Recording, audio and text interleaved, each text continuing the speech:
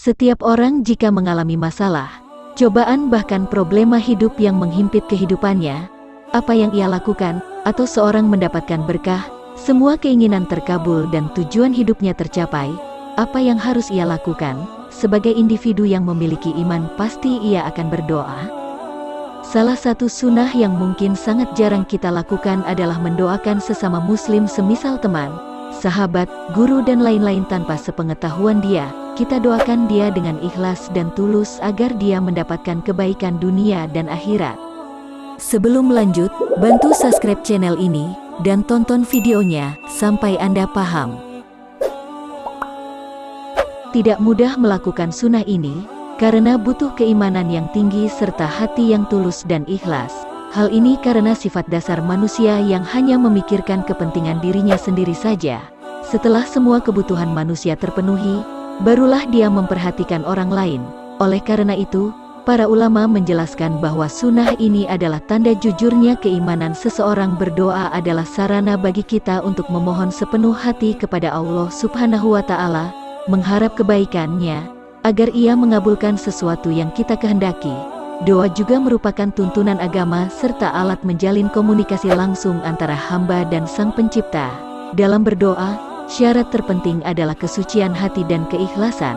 Karena itu berdoa sebaiknya tak hanya lewat mulut saja, namun hati dan jiwa harus terkonsentrasi hanya kepada Allah Subhanahu wa Ta'ala. Meski tak menuntut syarat dan rukun yang ketat, doa merupakan ibadah yang amat penting, seperti tertuang dalam hadits Nabi Shallallahu Alaihi Wasallam. Doa adalah otak ibadah, Hari Bukhari dan At-Tirmizi. Doa tak hanya untuk memohon sesuatu yang sulit dan besar, namun hal-hal yang ringan dan remeh pun boleh disampaikan kepada Allah Subhanahu wa Ta'ala. Seperti yang tertera dalam buku Majma' As-Zawaid, pada hadits ke-9255, ditemukan riwayat yang juga bersumber dari Anas bin Malik dan bersambung kepada Nabi Shallallahu Alaihi Wasallam. Beliau bersabda, "Hendaklah salah seorang di antara kamu memohon kepada Tuhannya atas seluruh kebutuhannya, walaupun yang berkaitan dengan sandalnya bila putus atau rusak." Di sini kita lihat, persoalan yang remeh pun bisa kita adukan pada Allah Subhanahu wa Ta'ala lewat doa. Meski demikian ada adab dalam berdoa, yaitu menurut Imam Al-Ghazali meliputi antara lain, dilakukan dengan keadaan khidmat, didahului dengan tobat, menghadap kiblat serta mengangkat kedua tangan, memulai doa dengan menyebut nama Allah Subhanahu wa Ta'ala serta memujinya, merendahkan suara, khusyuk, mengulang doa sampai 3 kali, dan percaya bahwa Allah Subhanahu wa Ta'ala berkenan mengabulkan doa yang dipanjatkan. Doa memiliki kekuatan luar biasa dalam kehidupan. Sesuatu yang nampak tidak mungkin di mata manusia akan menjadi mungkin atas kehendaknya. Doa berasal dari bahasa Arab yakni doa. Aulia Fadli dalam bukunya Doa-Doa Mustajab Orang Tua untuk Anaknya menjelaskan, kata doa diulang berkali-kali dalam Al-Quran dan memiliki arti yang berbeda. Beberapa di antaranya seperti al-ibadat yaitu ibadahnya makhluk kepada Sang Khalik, al-istianah atau al-istighasah yaitu memohon pertolongan atau bantuan kepada Zat yang Maha Kuasa. Ulama At-Tibi mendefinisikan doa sebagai sesuatu yang melahirkan kehinaan dan kerendahan diri dalam keadaan tidak berdaya dan tiada berkekuatan. Kemudian, menyatakan hajat, keperluan dan ketundukan kepada Allah Subhanahu wa Ta'ala. Doa merupakan permohonan dari seorang hamba kepada Tuhan. Doa juga sebuah perintah dari Allah Subhanahu wa Ta'ala kepada ciptaannya. Dia berfirman dalam surat Al-Mu'min, Ghafir, ayat 60. Doa memiliki kekuatan yang dahsyat. Dirangkum dari buku Dahsyatnya Doa Para Nabi oleh Syamsuddin Nur, berikut rahasia keajaiban doa. 1. Doa adalah ibadah karena merupakan perintah dari Allah Subhanahu wa Ta'ala. Melakukan segala sesuatu yang diperintahkan olehnya adalah suatu ibadah. 2. Doa itu saripatinya ibadah. Apabila ibadah tanpa diiringi doa, sama halnya seperti buah tanpa isi. 3. Doa memiliki kedudukan mulia.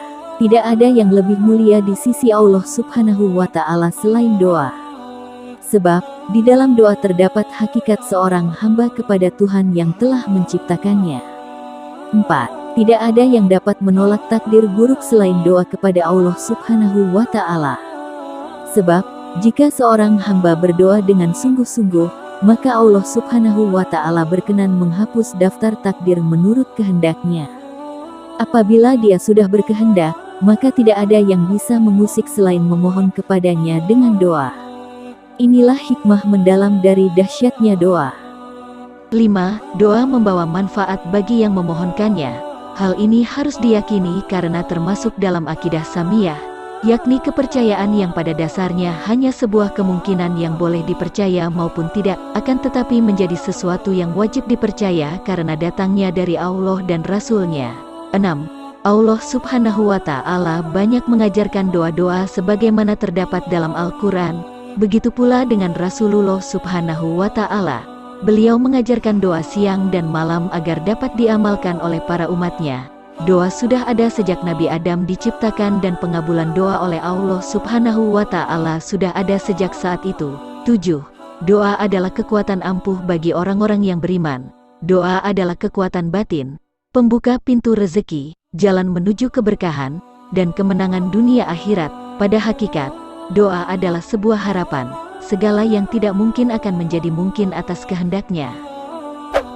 Doa merupakan bentuk komunikasi antara hamba kepada Allah Subhanahu wa Ta'ala Maha Pencipta. Manusia sebagai hamba adalah makhluk yang lemah yang tidak punya daya apa-apa, kecuali mendapatkan pertolongan Allah Subhanahu wa Ta'ala yang Maha Pengasih lagi Maha Penyayang. Sifat Allah yang Maha Pengasih dan Maha Penyayang inilah yang membuktikan bahwa Allah Subhanahu wa Ta'ala akan memperhatikan, mengurus, mengatur dan memberikan kebutuhan makhluknya, termasuk manusia. Karena itu manusia sebagai makhluk Allah wajib meminta hanya kepada Allah. Proses meminta itulah yang kita sebut berdoa. Berdoalah kepada Allah sebagai upaya mendekatkan diri kepadanya. Insya Allah segala urusan kita akan dimudahkan.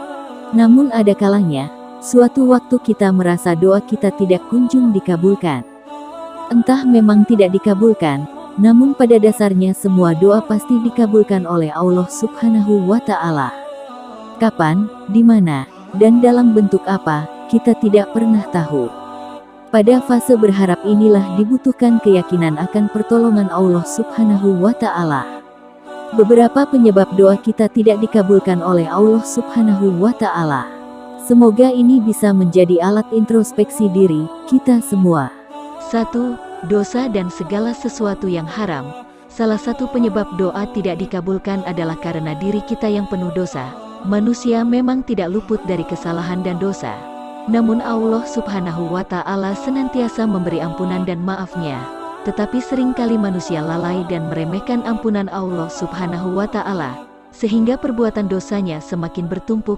Jika manusia berdoa pada Allah meminta dikabulkan doanya sedangkan ia makan dari barang yang haram, pakaiannya haram dan uang yang dihasilkan dari cara yang haram, yang semua perbuatan itu dibenci oleh Allah, mana mungkin Allah akan mengabulkan doanya? 2. Berdoa untuk sesuatu yang tidak baik. Allah Subhanahu wa Ta'ala itu maha baik. Tentu untuk hal yang tidak baik Dia tidak suka, maka doa dan permintaan yang tidak baik, ada rasa iri, dengki dan bertujuan untuk memutus tali silaturahim, maka doa itu tidak akan dikabulkan. 3. Hati kosong dan tidak serius. Berdoa dengan hati yang kosong artinya, berdoa dalam keadaan tidak yakin dan tidak percaya bahwa Allah akan mengabulkan doanya. Saat berdoa tidak serius dan sambil main-main, sambil tertawa, sambil membaca status atau sambil melakukan chat dengan sesama manusia. Jika kita bicara sesama manusia, lalu kita sambil mainkan HP, tentu kita tidak senang. Apalagi Allah yang Maha Agung dan kita membutuhkan Dia, tapi kita tidak serius.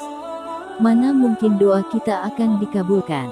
4. Meninggalkan amar ma'ruf dan nahi munkar. Amar ma'ruf adalah mengajak pada kebaikan sedangkan nahi munkar adalah mengajak untuk meninggalkan hal-hal yang tidak baik. Jika itu ditinggalkan, berarti tidak melakukan kebaikan dan tidak melarang perbuatan yang buruk. Mungkinkah orang semacam ini bisa diterima doa-doanya? 5. Bukan ditolak tetapi digantikan dengan sesuatu yang lebih baik. Allah itu Maha mengetahui. Allah Maha tahu apa yang kita butuhkan, Sehingga pada saat kita berdoa tanpa kita sadari, kita berdoa yang tidak baik, tetapi menurut Allah, tidak, maka Allah menggantinya dengan yang lebih baik. 6. Bukan tidak dikabulkan tapi ditunda. Ada kemungkinan doa yang kita panjatkan bukan tidak dikabulkan, tetapi ditunda, memang untuk menguji kesabaran manusia. Doa ada yang segera dikabulkan, tetapi ada yang ditunda. Bisa saja Allah mengabulkan doa kita ditunda sampai nanti di akhirat. Pada saat berdoa dibutuhkan kesabaran dan keyakinan. Jangan berprasangka buruk terhadap kuasa Allah. Teruslah berdoa kepadanya. Hanya Allah lah tempat kita meminta dan Dialah yang memberi kita pertolongan.